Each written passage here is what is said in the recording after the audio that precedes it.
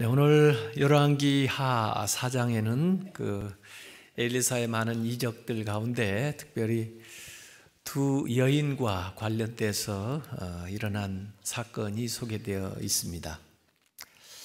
앞에 나오는 여인은 남편 죽고 두 아들을 데리고 사는 과부인데, 아마 그 남편이 생전에 빚을 많이 지고 또 그걸 갚을 새도 없이 그렇게 돌아가셨나 봐요. 특별히 그 사람은 하나님의 일을 하던 선지자의 생도 중에 한 사람이었는데 어렵게 됐습니다. 체주들이 얼마나 와서 참 괴롭히는지 결국 그 빚을 갚지 못해서 두 아들을 뺏길 지경입니다. 그 아들들을 종으로 팔겠다고 위협을 하는 이런 참 끔찍한 상황이 벌어지고 있던 거죠. 이 빚이라는 게 참 무섭습니다. 요새 또 보니까 그냥 빌린 것보다도 이 이자가 훨씬 더 많이 불어가지고, 그 또 악덕 사채업자들은 그냥 어떤 신체 포기각서도 받았다는 사람도 있고, 이렇게 애를 인신매매를 하겠다고까지 위협하는 참 끔찍한 그런 상황이 벌어지는데, 어디 하소연할 데가 없어서 결국 엘리사를 찾아와 가지고 그 형편을 얘기하는 거죠. 이거 어찌 보면 기도하는 거나 마찬가지입니다. 하나님 앞에 하나님의 사람에게 와서 하소연을 하는 거예요. 자, 만약에 제가 엘리사라면 어떻게 하겠나, 이 말씀을 보고 생각을 해봅니다. 성경을 읽을 때는 그냥 빨리 읽는 게 중요한 게 아니고 좀 생각을 하면서 읽어야 됩니다. 나라면 어떡하나, 지금은 어떤 상황인가 비교하면서 읽어봐야 돼요. 만약에 제가 돈이 있다면 얼마예요? 그렇게 하고 빚 갚으라고 줄 수도 있을 거예요. 또 그러지 않으면 그 사람이 누구예요? 제가 가서 대신 한번 만나겠습니다. 또 제가 가서 책임지겠다고 얘기를 좀 하면서 좀 기간을 더 달라고 하겠습니다. 이거 또 한 방법일 거고, 또 그 체주가 영 악한 사람 같으면 그 말이 통하지가 않을 테니까, 그러면 나는 없지만 우리 교인들한테 얘기해서 좀 형편 괜찮은 사람들이 십실반해서 그 빚을 갚아 드릴 테니까 염려하지 마세요. 아마 이런 식으로 대처를 할 텐데, 엘리사는 어떻게 대처를 했어요? 아무것도 없다고 도와달라고 그러는 여인 보고 네 집에 무엇이 있느냐 하고 물어보는 거예요. 마치 숨겨놓고 안 갚는 것처럼 말해요. 그 여인이 대답을 하는 겁니다. 기름 한 그릇 외에는 아무것도 없습니다. 이 여인의 강조점은 아무것도 없습니다의 강조점이 있어요. 기름 한 그릇 외에는 아무것도 없습니다. 그런데 엘리사는 없는 것에 강조점이 있는 게 아니고 있는 것에 관심하는 겁니다. 그것이 비록 보잘것없는 것이라도, 기름 한 그릇이라도 거기에서 가능성을 보는 거예요. 그리고는 지시를 하는 겁니다. 그러면 당신 아들들하고 가서 이웃들에게 그릇을 빌리시오. 조금 빌리지 말고 많이 빌리시오. 그러는 거예요. 참 그 얘기를 여러분이 처음 들었다고 하면 좀 실망스럽기도 하고 또 궁금하기도 할 거예요. 뭐 하려고 그러시나? 참 요상한 요구를 다 하시네, 그럴 거예요. 근데요, 하나님의 역사는 가만히 성경을 보면요, 우리가 참 아지 못하게 역사를 하시기도 하는데 작은 것에서 큰 일을 이루시는 단서를 찾으시더라고요. 오병이어의 이적을 행할 때도 지레 겁을 먹어가지고 어휴 이렇게 많은 사람 어떻게 먹여요? 그런데 너희가 뭘 가지고 있느냐? 그것도 우리가 가진 것도 아니고 애가 가지고 있는 떡 5조각 물고기 2마리인데 그 조그마한 걸 가지고 그 사람들 다 먹이고도 남게 하시더라고요.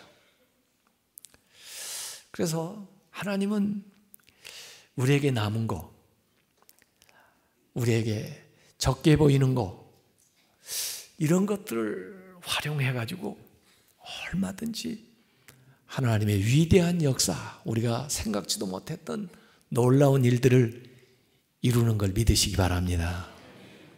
그릇을 빌려오는데요, 그 그릇 빌리는 것이 그 여인의 기대예요. 기대의 양만큼 그릇을 모아온 거예요.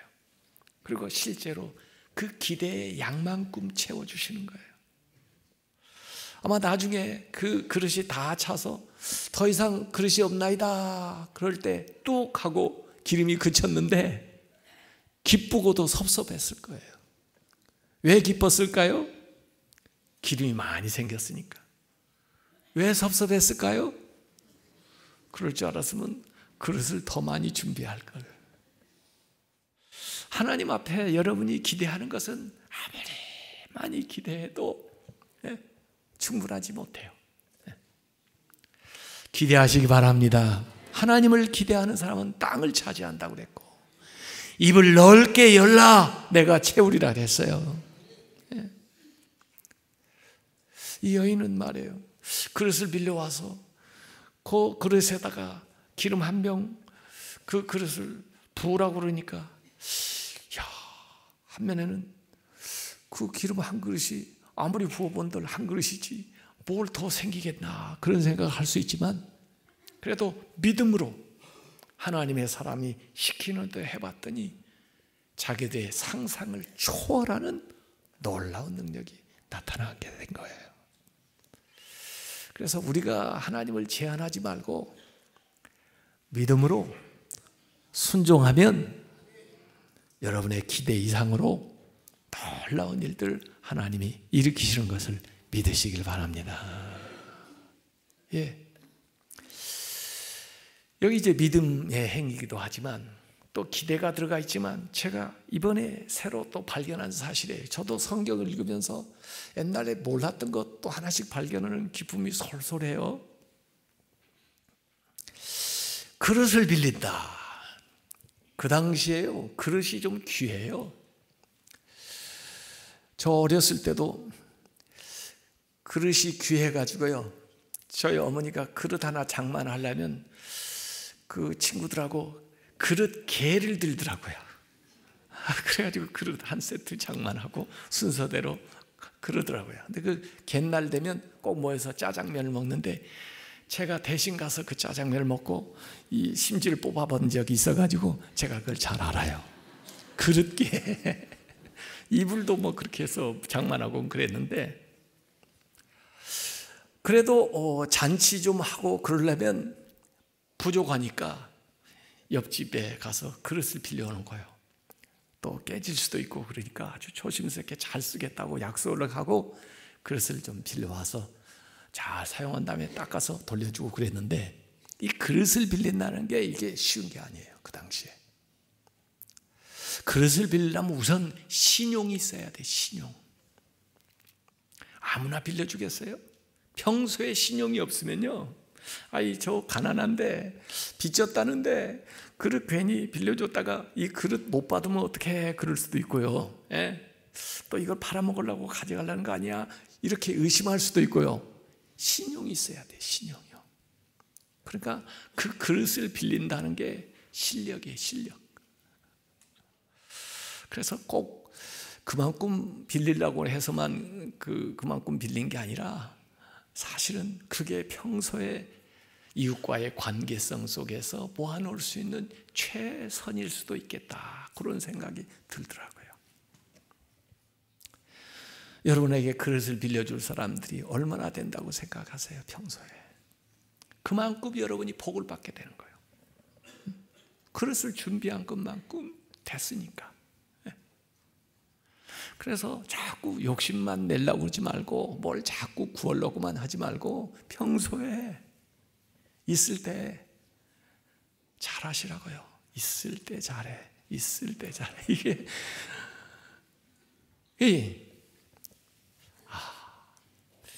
이게 신뢰도를 얘기하는구나. 평소에 그가 신뢰도를 쌓은 만큼 역사가 일어나는 거예요. 요새는 그래서 이 신용 등급이 굉장히 중요한 시대가 돼버린 거예요. 신뢰도만큼 되는 거예요. 그래서 평소에 관계가 중요해요. 더구나 이 기름을 주잖아요. 이 여인이 필요한 건 뭐죠? 돈이에요, 돈. 근데 돈을 직접 주지 않고 뭘 줘요? 기름을 줘요. 네. 기름만 먹고 살 수 있어요? 네. 그럴 수는 없지만 기름을 잘 다른 걸로 교환을 하면 돈으로도 교환할 수 있고 다른 먹을 걸로도 교환할 수 있는 그런 가치가 있는 거죠. 그렇지만 그냥 완제품을 떡하고 갖다 준 게 아니에요. 자기가 그릇을 빌리는 것도 물론 수고했겠지만 이제 이걸 파는 것도 수고가 필요한 거예요. 엘리사가 얘기하는 거예요. 그 기름을 팔아서 우선 빚을 갚고, 빚부터 갚으라는 거예요. 빚부터 갚으세요. 빚을 자꾸 지지 마시고요. 빚부터 갚으세요. 빚을 갚고 그 다음에 남은 것으로 생활하라. 원래 이 여인은 빚 갚아달라고 온 거예요. 빚만 갚아줬어요? 아니요. 빚을 갚고 그 다음에 나머지를 준 거예요. 생활할 수 있도록. 하나님은 그래요. 우리 문제만 해결해 주는 게 아니에요. 더 나아가서 우리가 살 수 있는 길을 열어줘요. 그런데 네가 노력해야 돼. 내가 해야 될 부분이 있는 거예요. 네? 그래서 부지런히 가서 기름 장사를 했겠죠. 이 기름은요 고소해요. 이 기름은요 정말 품질이 좋아요. 위에서부터 왔거든요. 그러면서 아마 기름을 다른 데보다 조금 더 싸게라도 이렇게 팔아서 현금화했겠죠. 그래서 빚을 갚아요. 이 과정을 하다 보니까 이 장사하는 기술이 생긴 거예요. 이건 제 상상이에요. 그래서 아마 남은 자금 가지고 기름 장사를 더 하든지, 그렇지 않으면 이번에는 쌀 장사를 하든지 해가지고 먹고 살았겠다. 그런 생각이 드는 거예요. 하나님이 시작은 이렇게 할 수 있게 해줬지만 그거 가지고 자꾸 불려나가는 거예요. 우리가요. 그것도 다 하나님의 은혜예요. 왜? 하나님은 하나님의 기적 가운데 우리가 해야 될 일을 이렇게 남겨놓으시고 또 그걸 할 때 하나님이 도와주시고 그러면서 잘 되게 해주는 거예요. 그게 진짜 복이에요. 가만히 앉아서 아무것도 안 하고 톡 떨어지는 게 복인 줄 아세요? 그렇게 안 해요. 그래서 그 자녀들이 같이 살게 된 이야기입니다. 근데 요새 제가 또 안 얘기입니다. 이번에 알은 거예요. 요 기사 좀 시간적인 여유가 있으니까 한번 더 살펴봤더니 1세기의 유다 역사를 기록한 요세푸스라고는 아주 유명한 사가가 있습니다. 이 역사가가 이 미망인의 이름을 적어놨어요. 유대인의 고대사 9권 4장 2절에 보면은 이 여인의 이름을, 이 여인의 정체를 오바댜의 미망인 그렇게 정해요. 오바댜가 누굽니까? 오바댜는요, 이 아합 시대, 그 당시에 엘리야가 활동할 때인데, 바로 엘리사의 선생님 엘리야. 그때 이 아합이 선지자들을 잡아 죽여요. 그러니까 이 오바댜가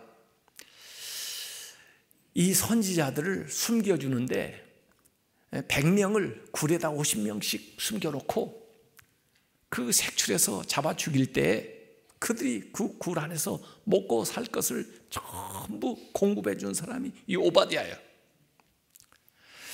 그래서 아합 왕 앞에는 뭐 그럴듯하게 보이지만 실제적으로는 이 사람이 하나님의 사람들을 보호하면서 그 권력 아래에 있었던 사람이에요. 나중에 엘리야가 아합한테 나타나려고 할 때 누구를 통해서 아합 면담 신청을 하냐면 오바댜를 통해서 합니다. 그때 오바댜가 깜짝 놀라면서 당신 나 모릅니까? 제가 50명씩 선지자들을 지금 숨겨놓고 그들을 지금 먹이고 있는 사람인데 왜 나를 공경에 쳐넣으려고 합니까? 당신 안 찾은 데가 없는데 내가 아합한테 가서 당신 여기 있다 이 얘기를 하고 아합이 당신을 부르거나 당신한테 왔을 때 하나님이 당신을 데려가면 내 몫이 달아납니다. 거짓말한 것 때문에. 또는 당신이 아합을 만난다고 해도 내가 왜 아합이 당신 죽이려고 그러는데 내가 당신을 아합한테 데려갑니까? 나 하나님 앞에 그런 사람 아닙니다. 그랬더니 엘리야가 안다고 그래요. 이번에 나 어디 안 간다. 그리고 이번에는 하나님이 나를 보내셔서 아합 앞에 반드시 내가 쓴다 그래요. 그러면 직접까지 왜 오바댜를 통해요? 오바댜한테 한 건 올려주라고 그러는 거예요. 엘리야가.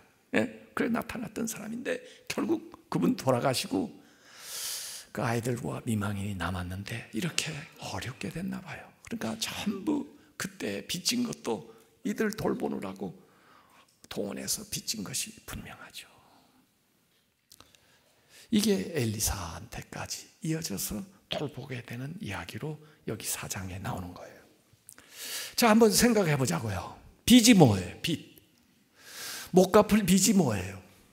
죄지 뭐예요? 죄. 우리의 죄예요.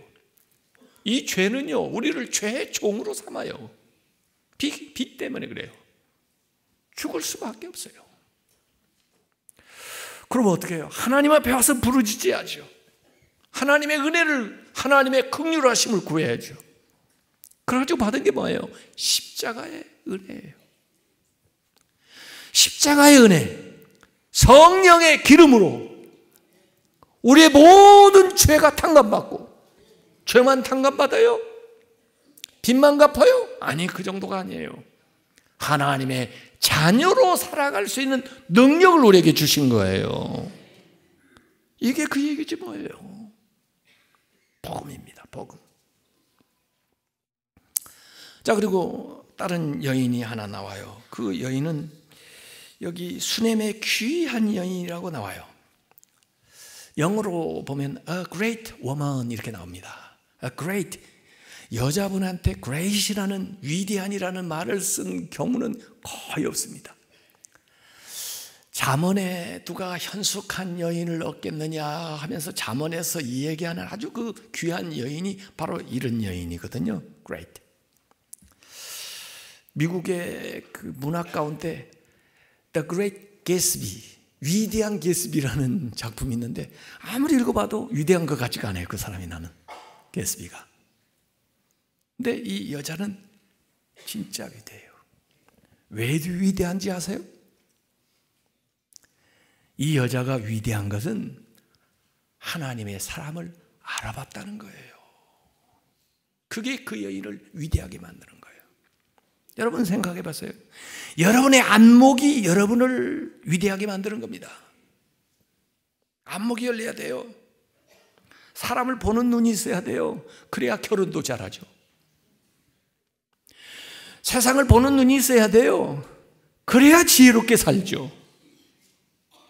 이 여인은요, 봤어요. 아주 남나하고 보잘것없는 나그네처럼 보이는 엘리사를 보고 하나님의 사람이다. 자기 집에 모셔가지고 강권해요. 그것도. 괜찮아요. 저 그냥 지나가는 나그네예요. 미안해요. 뭐 그런데 아니에요. 우리 집에 오셔서 식사 좀 하고 가세요. 진심이에요. 그리고 자기 남편한테 얘기를 해요. 이 사람 하나님의 사람이라고. 그래가지고 대접을 하는데 보니까 진심이에요. 그러니까 엘리사도 편안하게 그쪽에 지날 때는 그 집에 들리는 거예요.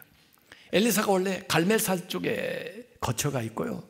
그다음에 이스라엘의 그 왕한테 자주 나갔거든요. 북이스라엘 왕 여호람, 이 아합 왕의 아들.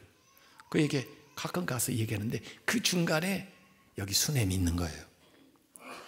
거기 갈 때는 들려서 식사 대접받고 가는데 쉴 수 있는 거처를 좀 만들면 좋겠다. 그래서 남편하고 상의해서 다락을 만들고 거기다 침대를 하나 들여놓고 그 다음에 책 읽을 수 있도록 책상, 촛대 이런 걸 이렇게 만들어서 언제든지 와서 여기다 쉬었다 가세요. 게스트룸 요새 같으면 그걸 한 거예요. 그래서 아브라함이 말해요. 나그네를 대접하다 복을 받은 것처럼요. 이 여인이 환대를 하는 거예요. 환대. 그래서 이 여인이 위대한 겁니다. 앞에 여기 4장입니다만 2장에 무슨 사건이 나오는지 아세요? 열왕기 하 2장. 뭐 다 읽으셨으니까 다 알죠. 저는 다 아는 걸로 얘기하는 거예요. 그냥 고개를 끄덕이세요. 고개 끄덕이 아는 분은 뭐 안 읽은 사람이에요. 거기 2장에 엘리야 승천하고 엘리사가 이제 바통을 이어 나오는데 아마 먼저 베델로 올라가요. 왜 베델로 갔을까? 이 북이스라엘, 이 여로보암이 북이스라엘 사람들이 남유다에 못 가게 하기 위해서, 예루살렘에 못 가게 하기 위해서, 야 여기 제단을 세운다. 제일 위에 단, 제일 아래 베델, 금송아지를 만들어 놓고 거기 가서 섬기라고 그래요. 그러니까 하나님을 섬기던 원래 베델, 하나님의 집을 우상의 집으로 만들어버린 거예요. 거기에 대해서 아마 엘리사가 뭔가 하나님의 심판과 메시지를 전하기 위해서 베델로 가려고 가는데, 이 엘리사의 첫 번째 사역 길이에요. 그런데 아이들이 나타나가지고 본문에 엘리사를 놀리는 겁니다. 대머리에 올라가라, 대말리에 올라가라, 대머리 올라가라. 그게 원래 대머리니까 이렇게 올라가서 그렇게 이해를 할지 모르겠는데, 그러니까 엘리사가 그들에게 이 저주를 했다. 그런데 심판을 선언한 거죠. 심판을 선언하니까 그때 때마침 곰 2마리가 수풀에서 나와가지고 애들 해코지 했는데 42명을 해쳤다. 읽어보셨어요? 그 신문기사 보셨어요? 그건 제가 얘기 안 해서 그렇지 전부 질문 나올 거예요. 왜 이렇게 잔인할 수 있습니까? 왜 이렇게 애들을 해코지 할 수 있습니까? 그렇지 않아도 궁금했는데 그것 좀 알고 싶습니다. 여러분이 그렇게 얘기할까 봐 제가 얘기하는 거예요. 왜? 다 읽었으니까. 모른 척하고 지나갈 수가 없어요.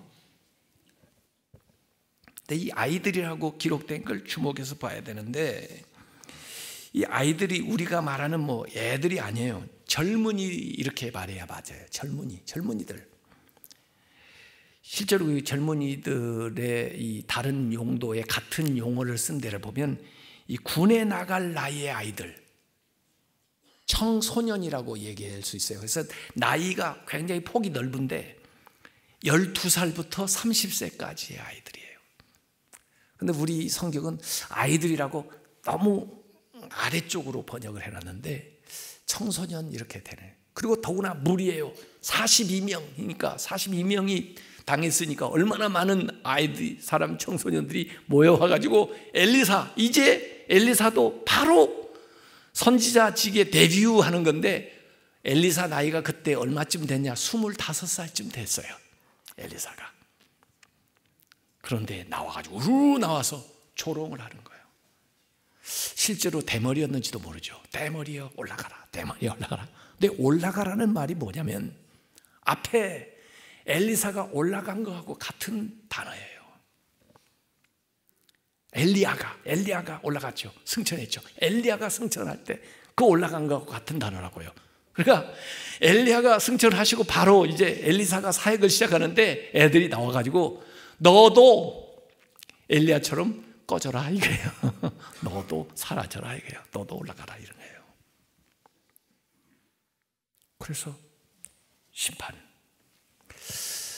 이 심판은요, 나중에 이 북이스라엘이 아수르한테 당할 심판을 예고하고 있는 겁니다. 곰이 뭐 사람이 될 수도 있고 그 곰이 어느 나라가 될 수도 있는 거죠. 그런 심판이 임하는데 누구에게 임하느냐? 하나님의 말씀을 듣지 않고 하나님의 사람을 알지 못하고 분별력이 없는 자들에게 오는 거죠. 그래서 이 여인이 위대한 여인이 되는 겁니다. 그 여인은 이들과 달라요. 이 애들과 다르다니까요. 하나님의 사람으로 대우하는 거예요. 그건 그 사람을 대접한다기보다는 하나님을 두려워하는 거예요. 여러분 성경을 쭉 읽어보세요. 하나님을 두려워하는 걸 가르친다고요. 법궤를 들여다보다가 죽어요. 법궤를 나르다가 죽는 사람이 있어요. 아니 아나니아 삽비라는 헌금을 드렸는데 망해요. 하나님을 두려워하는 걸 가르치고 또 하나님의 사람을 세워주는데 하나님께서 하나님의 의지를 강력하게 보이는 사건들이 성경에 나오곤 해요. 그걸 우리가 염두에 두고 읽으면 이 말씀들을 이해하지 못할 법이 없죠. 어쨌든 이 엘리사가 참 미안해요. 고맙고. 그래서 그 여인에게 물어보는 겁니다. 나를 이렇게 세심하게 배려해 주니 내가 뭘 해서 보답을 할 수 있겠소? 무엇이 필요하요? 혹시 당신이 왕한테 말할 거 있으면 내가 왕한테 가서 왕을 아뢰는 사이니까 얘기를 해주겠소. 장군한테 뭐 얘기할 거 있으면 나한테 얘기해쇼. 내가 장군한테도 이야기를 건네주겠소. 이렇게 얘기를 했어요. 기회죠. 근데 이 여인이 뭐라 그래요? 괜찮습니다. 필요한 게 없어요. 이 마을 사람들하고 나 잘 살고 있습니다. 우리 같은 사람 왕, 장관 별볼일 없습니다. 이런 대답을 들으면요 더 미안했을 거예요. 마치 엘리사가 좀 어디 이상한 사람이 된 거예요. 괜히 왕하고 친분이나 과시하고 장군하고 안다고 뻑인처럼 됐잖아요. 청탁이나 하라고 얘기한 사람은 지금 돼가지고 오히려 이 본문 기사에 보면 엘리사보다도 이 여인이 더 위대해요. 진짜 아무 조건 없어요. 나 아무 부정한 거 없어요. 나 괜찮아요. 당신 와서 편히 쉬고 가는 것만이라도 나는 기뻐요. 이러니까 얼마나 더 미안해요. 그래서 이 자기 사환 게하시하고 엘리사가 이 연구를 하는 겁니다. 도대체 이 여자가 뭐이 필요하겠냐? 그랬더니 게하시가 얘기하는 거예요. 이 집 다 가진 것 같지만요, 부잣집인 것 같지만요, 이 집에 아들이 없잖아요. 그러니 그걸 해주는 게 가장 좋을 것 같아요. 아마 그게 불가능하다고 생각해서 얘기도 안 하는 것 같아요. 그럼 불러라. 그래가지고 이 얘기를 해준 거예요. 내년 이맘때 1년 후에 내가 아들을 안으리라 그런 거예요. 마치 사라에게 얘기하는 것과 똑같죠. 또 똑같은 반응이에요. 사라처럼 내 남편 나이 많고 이렇게 우리가 그동안 아이가 없었는데 농담하지 마세요. 괜히 헛된 기대 주고 실망시키지 마시고요. 괜찮다니까요. 괜찮아요. 절대로 그런 마음 갖지 마세요. 아니라고. 진심으로 내년에 당신이 아들을 낳을 거라니까 괜찮아요. 그 대목으로 오늘 성경을 끝냈죠. 제 본문은 그런 아래 연결이 계속돼요. 왜 여기서 끝낸 이유가 여러분 스스로 아래 알고 있으니까. 결국 어떻게 됐어요? 1년 만에 아들을 얻었습니다. 정말 이삭 같은 아들이죠. 얼마나 귀했겠어요. 얼마나 귀한 선물이에요. 자기가 말은 안 했지만 자기가 진짜 필요한 게 뭔지 아시고 하나님이 주신 거죠. 그래서 귀하게 아이를 키웠는데 그 아들이 어떻게 됐어요? 또 죽었어요. 어떻게 알아요? 읽었으니까 알아요. 그래가지고 이제 이 여인이, 수넴 여인이 엘리사를 찾아가는 겁니다. 엘리사가 멀리 있어요. 계속 안고 다녀요. 다른 사람하고 얘기할 거 없어요. 도움이 안 되거든요. 시간만 지체야 되지. 엘리사를 찾아간 거예요. 엘리사가 딱 보니까 뭔가 심각한 문제가 일어났어요. 뭐야? 그랬더니 제가 언제 아들 주라고 그랬습니까? 언제 주시더니 이 아들이 이렇게 죽으면 어떡하라고, 어떻게 살으라고 그래요. 그러니까 엘리사가 얼마나 이제 다급해져요. 그래서 그 사환 게하시 보고 이 내 지팡이를 갖고 빨리 뛰어가서 누구도 만나지 말고 즉각 가서 그 아이 위에 얹어놓고 아마 기도해라 했겠죠. 아마 이때는요 엘리사가 미처 가려고 생각 안 했는지도 몰라요. 그 종을 통해서 하려고 했는지 모르는데 이 여인이 갈 기미가 안 보여요. 당신이 같이 안 가면 나는 안 갑니다. 당신이 가셔야 됩니다. 그래서 할 수 없이 엘리사가 그 여인과 같이 오는데 게하시는 먼저 가서 1차 시도를 했는데 안 되는 거예요. 그래서 결국 엘리사가 들어가 가지고 그 아이 위에 엎드려서 간절하게 기도하는 겁니다. 한 번 기도했다고 일어나는 게 아니에요.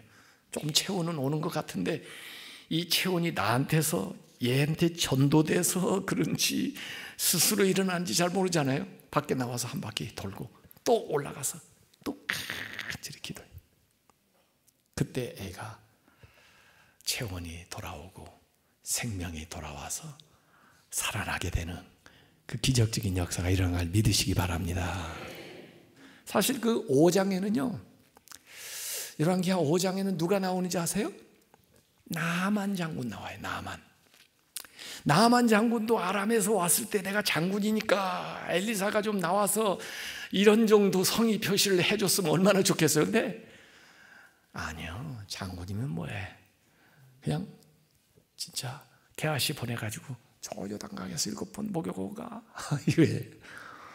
이 여인에게 한 정도 기대했을지 모르는데 이 여인은 말이에요 그야말로 엘리사가 거기 가서 그렇게 간절하게 일을 하게 만든 여인이죠. 뭐 그런 이야기가 여기 나옵니다. 뭐 그렇게 해서 얘기가 끝난 줄 알죠? 또 8장에 가면 이 여자 얘기 또 나옵니다. 엘리사한테 물어보고 흉년이 들어서 다른 데 좀 갔다 왔더니 좀 오래 7년 지냈더니 자기 토지가 국유지처럼 돼버렸어요. 주인 없는 땅이 돼가지고 권리를 찾아야 되는데 어떻게 할 길이 없어서 왕한테 호소로 갔는데 마침 게하시가 왕한테 엘리사가 일으켰던 기적에 대한 이적 얘기를 하고 있는데 그 중에 최고의 이적으로 이수넴 여인 아들을 살린 이야기를 하고 있는데 마침 그 여자가 오니까 게하시가 바로 초분 아들을 살렸다고 한번 확인해 보세요. 거짓말인지. 그랬더니 왕이 물어보니까 맞습니다. 그래요. 뭐 당신이 왜 왔어? 그랬더니 제 땅이 이렇게 돼가지고. 그러니까 게하시가 또 옆에서 원래 그 여자 땅이라고 그거 우리가 분명히 다 아는데. 그러니까 왕이 그 원소유주를 찾아주는 이야기가 나와. 이 우연 같지만요 하나님의 역사가 이렇게 두고 일어나는 거예요. 이 여인은 아무것도 안 바랬습니다. 아무것도 원하지 않았습니다. 그냥 자기가 할 수 있는 거 배려하고 자기가 할 수 있는 섬김을 하고 일상생활에 삶에서 다른 사람한테 덕을 끼치며 살았는데 하나님께서 고민하시는 거예요. 뭘 줄까? 그래서 가장 필요한 걸 주는 거예요. 아들을 줘요. 그 아들이 죽었다가도 다시 살아나는 거예요. 아마 하나님이 주신 아들이 아니었다면 죽고 끝났을지도 몰라요. 또 그 잃어버렸던 땅을 되찾게 되는 거예요. 여러분 여기에서 우리가 가만히 보면요 이 여인이 기름을 구하지 않았습니다. 돈을 구했지만은 하나님은 엘리사를 통해서 그에게 필요한 걸 주시는 거예요. 기름을 주시는데 그 기름을 통해서 그 사람들이 앞으로 살아가야 될 방법까지를 가르쳐 주시는 거예요. 이 여인이 아들 구하지 않았습니다. 그러나 하나님은 그에게 필요한 걸 보고 주시는 거예요. 그 여인은 심지어 어떻게 보면 우리처럼 기도도 하지 않았는지도 몰라요. 아들을 달라고. 왜? 왜냐하면 준다고 해도 의심을 했으니까. 그렇지만 그의 선행과 그의 구제와 그의 헌신이 하나님 앞에는 어떤 것보다도 더 귀한 기도로 상달이 돼가지고 그에게 필요한 걸로 주시는 거거든요. 필요한 걸 그때에 맞게. 이게 신앙생활입니다. 이게 기적 같지만 사실은 일상생활에서 일어나는 거예요. 우리 삶에서 하나님이 배후에서 이렇게 역사하시는 거예요. 보이게 보이지 않게, 말씀을 통해서, 신앙생활을 통해서. 이게 하나님이 하시는 일이에요. 그래서 엘리사의 이 기적들은 기적이라고 얘기를 하지만 사실은 여기에 인간의 헌신과 기도와 그리고 자기가 담당해야 될 몫의 일을 하게 하는 거고, 거기를 하나님이 보이게 보이지 않게 도와주시는 거예요. 그것이 신앙생활입니다. 얼마든지 오늘 우리가 경험할 수 있는 거예요. 이 두 여인을 합쳐놓은 게 사르밧 과부예요. 엘리야하고 사르밧 과부 얘기하시죠?